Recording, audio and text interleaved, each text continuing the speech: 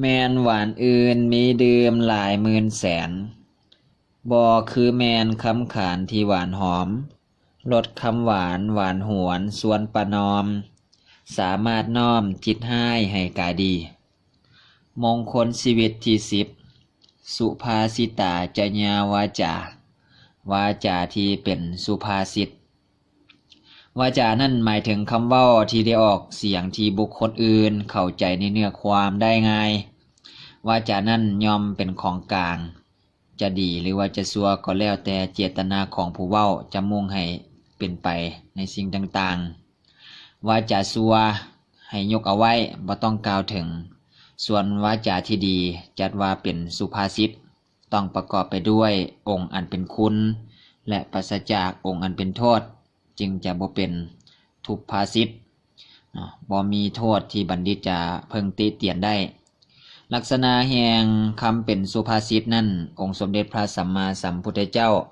ก็ได้ทรงแสดงเอาไว้อยู่หาสถานคือ1วาจาที่บุคคลเว้าถึกกาลเวลา2วาจาที่บุคคลเว้าแต่ความจริง3วาจาที่บุคคลเว้าแต่คำอ่อนหวาน4วาจาที่บุคคลเว้าประกอบไปด้วยประโยชน์5วาจาที่บุคคลเว้าไปด้วยจิตที่เมตตาต่อเพื่อนมนุษย์วาจาที่ประกอบไปด้วยองค์5นี้จึงจะจัดเป็นสุภาษิตวาจาถึงว่าจะดีมีประโยชน์แต่ถ้าหากว่าผู้เว้าบ่ฮู้จักการเวลาอันควรและบ่ควรนึกขึ้นว่าจะเว้าก็เว้าเช่นนี้ก็อาจจะเฮ็ดให้เสียผลประโยชน์ต่อให้ฮู้จักประโยชน์ในการอันควรจึงจะสำเร็จประโยชน์ได้แต่ถึงบุคคลฮู้จักเว้าในการอันสมควรถ้าเวลานั้นเป็นเท็จหรือว่าเว้าบ่จริงก็บ่จัดเป็นวาจาที่ชอบเพราะ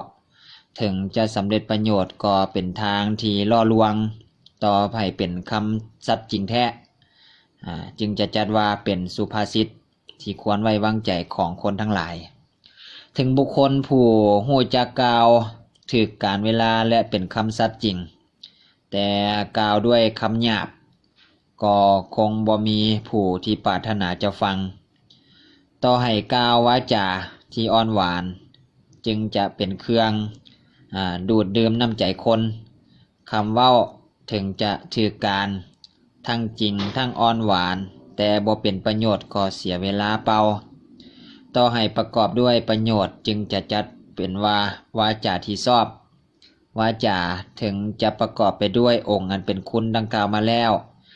แต่ถ้าหากว่าผู้เว้าปราศจากจิตที่มีเมตตาประกอบไปด้วยอคติก็เป็นวาจาที่บ่บริสุทธิ์องค์ที่สำคัญอีกประการหนึ่งที่องค์สมเด็จพระสัมมาสัมพุทธเจ้าที่ได้ทรงแสดงเอาไว้ก็คือคำมันเป็นธรรมเพราะถึงว่าประกอบด้วยองค์ดังกล่าวแล้วแต่ถ้านอกไปจากทำนองของธรรมก็ใส่บ่ได้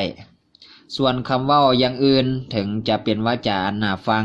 จูงใจผู้อ่านผู้ฟังให้คบขันตื่นเต้นหรือว่าเศร้าโศกสลดตามองค์สมเด็จพระสัมมาสัมพุทธเจ้าก็ทรงค้านว่าบ่ให้เป็นสุภาษิตเพราะบ่ได้นำประโยชน์มาให้แก่ตนและผู้อื่นในทางอันเป็นธรรมต่อประกอบไปด้วย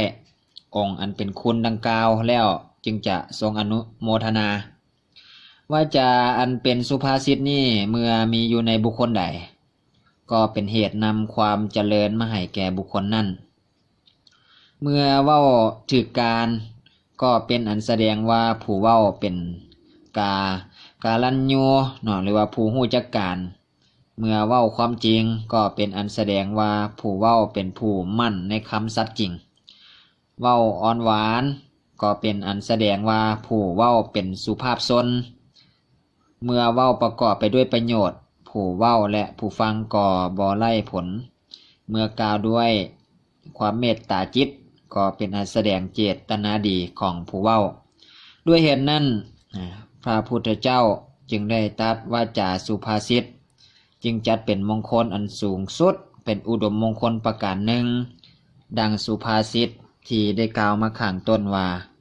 สุภาษิตาจญาวาจาวาจาที่เป็นสุภาษิต